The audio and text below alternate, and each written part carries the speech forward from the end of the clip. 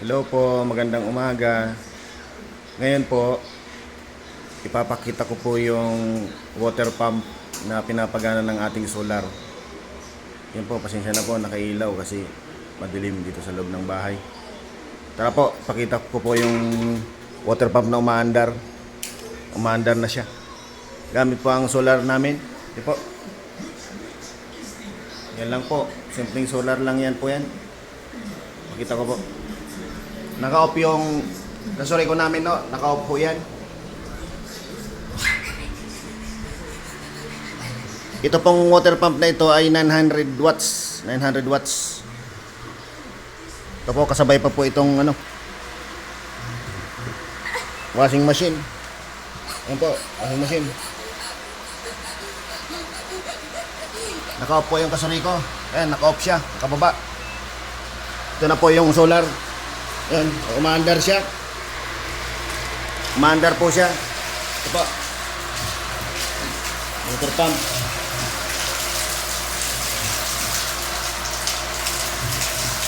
Linisan natin.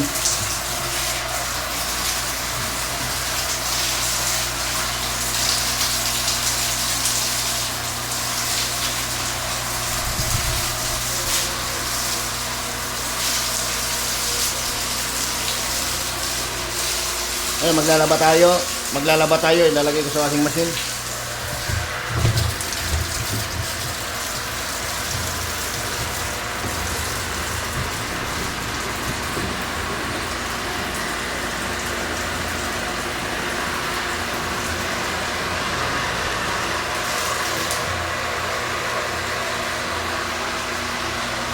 Ito.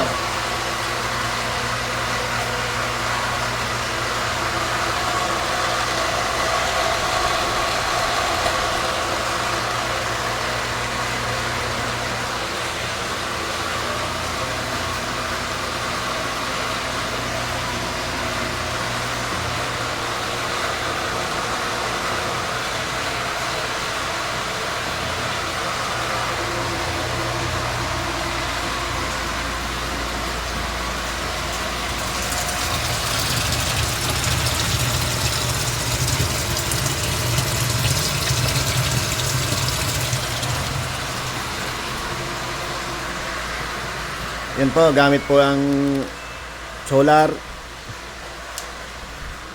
Maglalaba po tayo. Tapos kasabay pa itong isang washing machine na ito.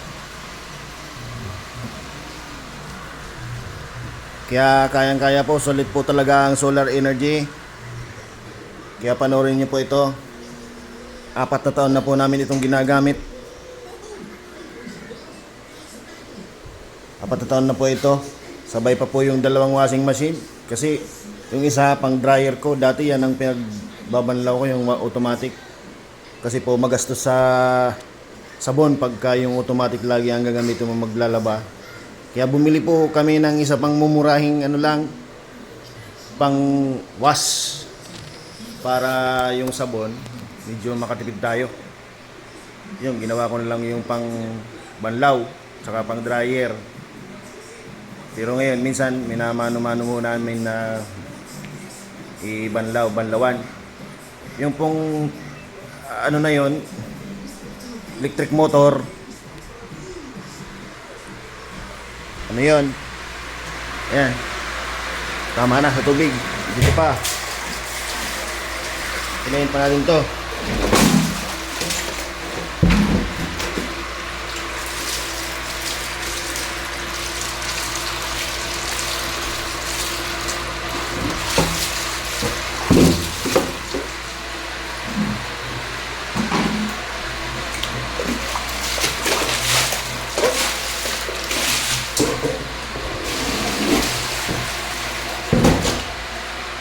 Yan, pupunin natin yan para panligo sa anak ko. Ito, i-off muna natin, wala pang laman. Naglalaroan ng anak ko. Yan po. Panoorin niyo po yung ko.